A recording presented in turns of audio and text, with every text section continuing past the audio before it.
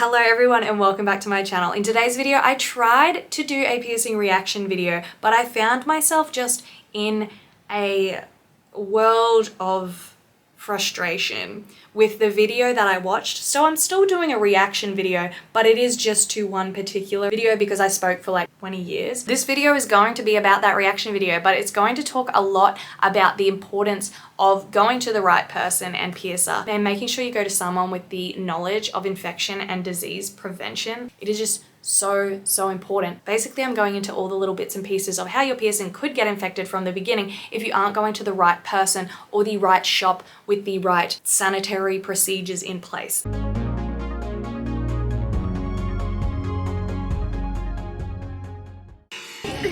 Yeah.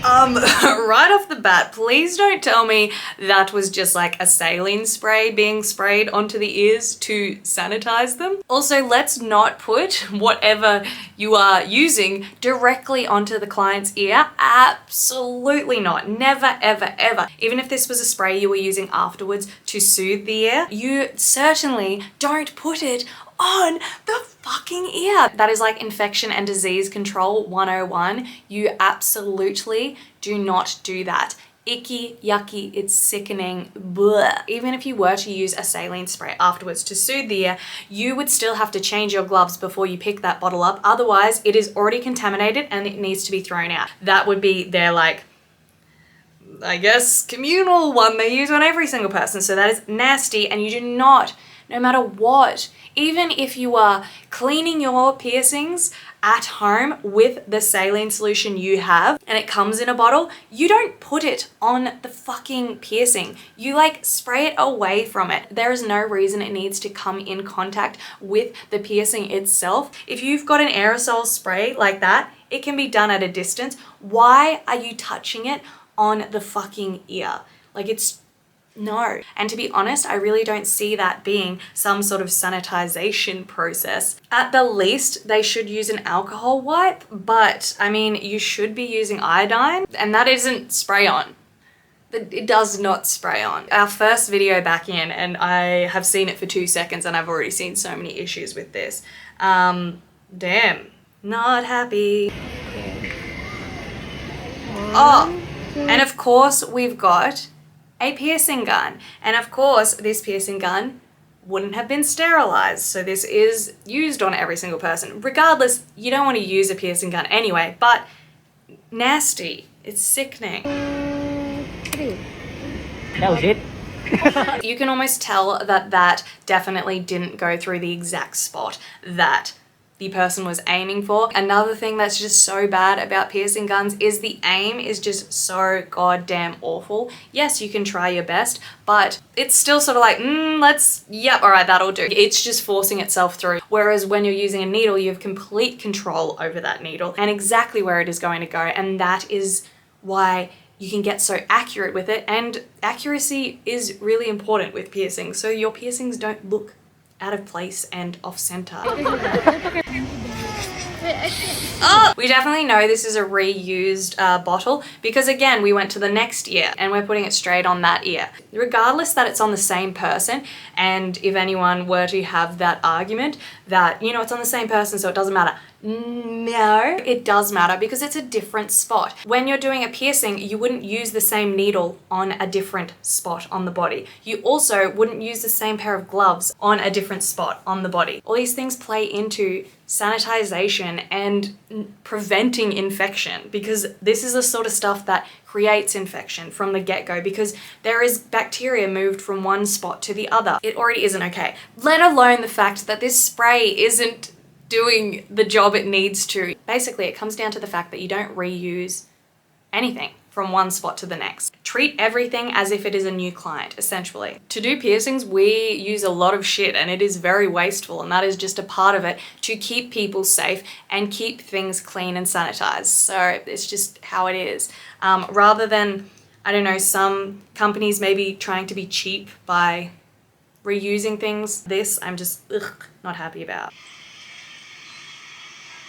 Oh, also dying now at the fact that I've seen the background and we're literally in like a retail store, there's bags and clothes in the background. This is not a clean and sanitized area. This is not an area you should be performing a piercing in. Someone actually brought up the point the other day, and I realized I probably have spoken about this in like videos from quite a while back, but I don't know if I've spoken about it recently. And that is around the fact that these type of piercing gun stores, so like mall kiosks, those kind of places are setting your piercing up for failure essentially because it isn't clean and sanitary from the beginning. This also comes down to the fact that it is so important to go to someone who has a certification in infection control, bloodborne pathogens, how diseases are transmitted. It's just so important that the person performing this procedure knows that, because we are not medical professionals. You at least want us to have an understanding of the things that are dangerous about piercings, what they are, and how to prevent them from happening so they don't happen to you. It is so important that like you get a piercing from someone who has that knowledge.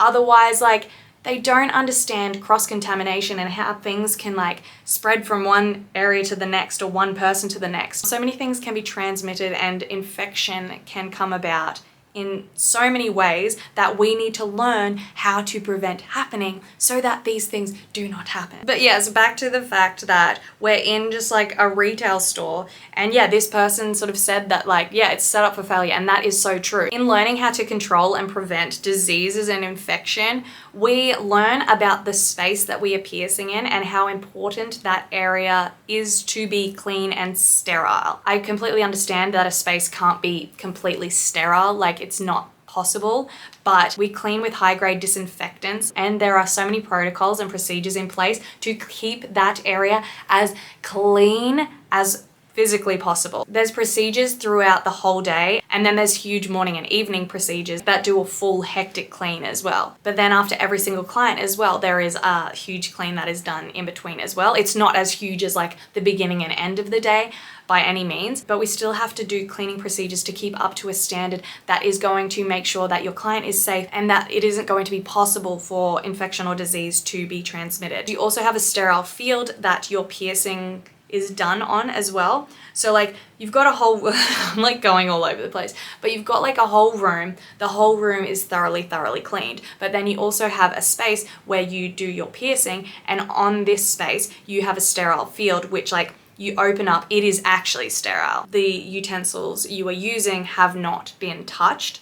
And they have been sterilized. And basically what I'm getting at is you have to have all of these things in place for your piercing to have the best chance of being a healthy, clean, not infected piercing essentially. But it doesn't mean that it doesn't happen, especially if someone has no idea about infection or disease management and control. How the hell can they understand how things are transmitted? You should be trained and you should study this. So this is set up for failure immediately because yes, these kiosk stores and these malls sort of just sit in the stores are never going to have the level of cleaning and sanitation that needs to happen in order for your piercing to start off on the best foot. There's just so many parts of this that it's just going to almost, you're not guaranteed an infection, but like you are setting it up for an infection by going to these places. You obviously also have everything around you that is just a